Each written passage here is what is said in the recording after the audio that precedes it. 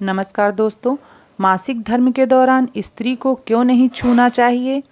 हिंदू धर्म में महिलाओं को बहुत उच्च दर्जा प्राप्त है।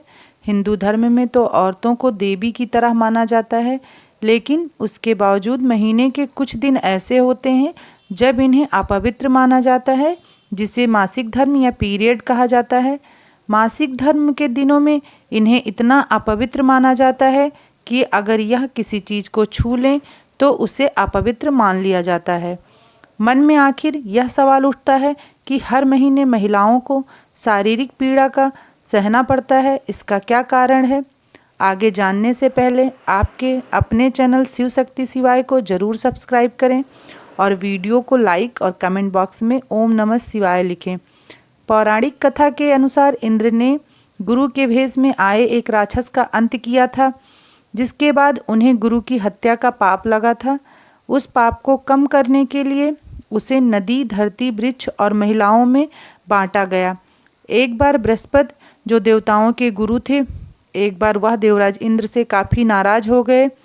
इसी दौरान असुरों ने देवलोक पर आक्रमण कर दिया और इंद्र को इंद्रलोक छोड़कर जाना पड़ा। तब इंद्र ब्रह्मा जी के पास पहुँचे और उनसे मदद की मांग की।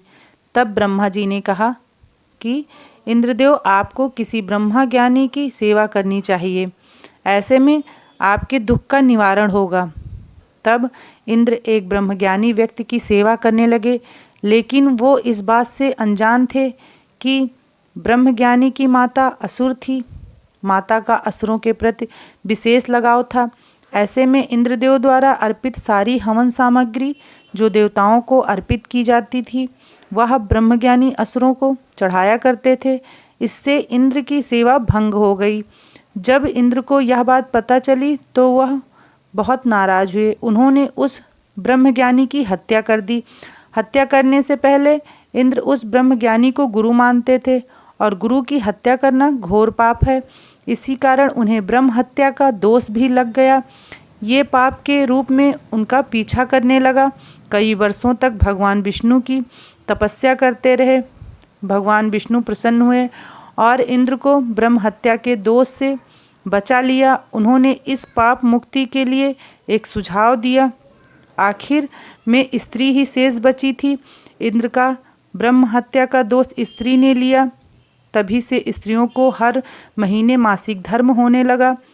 नंबर 1, मासिक धर्म के दौरान शरीर से अशुद्ध रक्त बहता है, जिस दौरान संक्रमण और बीमारियों से बचने के लिए बेहतर स्वच्छता की आवश्यकता होती है। यह माना जाता था कि ये नियम गंदगी से बचने के लिए स्वच्छता को ध्यान में रखते हुए बनाए गए थे।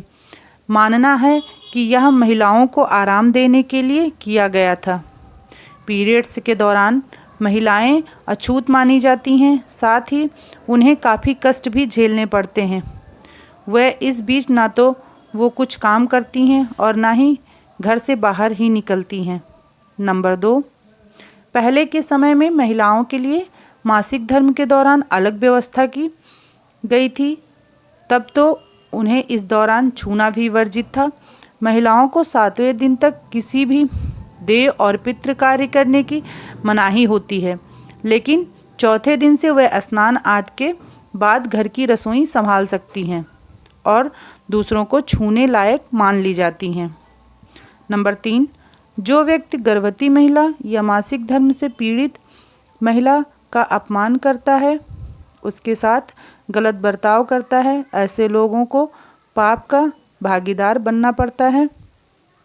नंबर 4, इसके अलावा मासिक धर्म के दौरान महिला पहले से ही काफ़ी परेशानियां और दर्द झेलती है।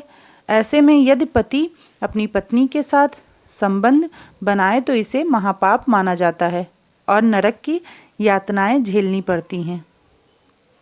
नंबर 5, गरुड़ पुराण के अनुसार स्त्रियों को घर आए अतिथियों का आदर सत्कार करना चाहिए और किसी से भी कटु वचन नहीं बोलना चाहिए, फिर चाहे कोई आपसे बड़ा हो या छोटा। साथ ही बात करते हुए गलत शब्दों का भी प्रयोग नहीं करना चाहिए। पुरानी मान्यताओं के अनुसार पीरियड्स के दौरान महिलाओं को रसोई में प्रवेश करने या अचार को छूने की अनुमति नहीं थी। ऐसा माना जाता था कि वह इस दौरान अशुद्ध हो जाती हैं। देश के विभिन्न हिस्सों में आज भी कई महिलाएं उन दिनों खाना पकाने या रसोई में प्रवेश करने से परहेज करती हैं। नोट: यह जानकारी जन रुचि को ध्यान में रखकर दी जा रही है। इस वीडियो में दी गई जानकारी ज्योतिषियों, धर्मग्रंथों और पंचांगों के आधार पर है। इस वीडियो में दी गई जानकारी का उद्देश्य आपको बेहतर सलाह देना है। धर्मग्रंथों द्वारा दिए गए सलाह और उपाय को अपनी आस्था और विश्वास पर ही आजमाएं। इस कंटेंट के संदर्भ में हम किसी प्रकार का कोई दावा नहीं करते हैं। हमारे द्वारा दी गई शास्त्रों अनुसार जानकारी आपको अच्छी लगी हो तो वीडियो को लाइक, चैनल को ज़रूर सब्सक्राइब करें। वीडियो देखने के लिए आपका बहुत बहुत धन्यवाद।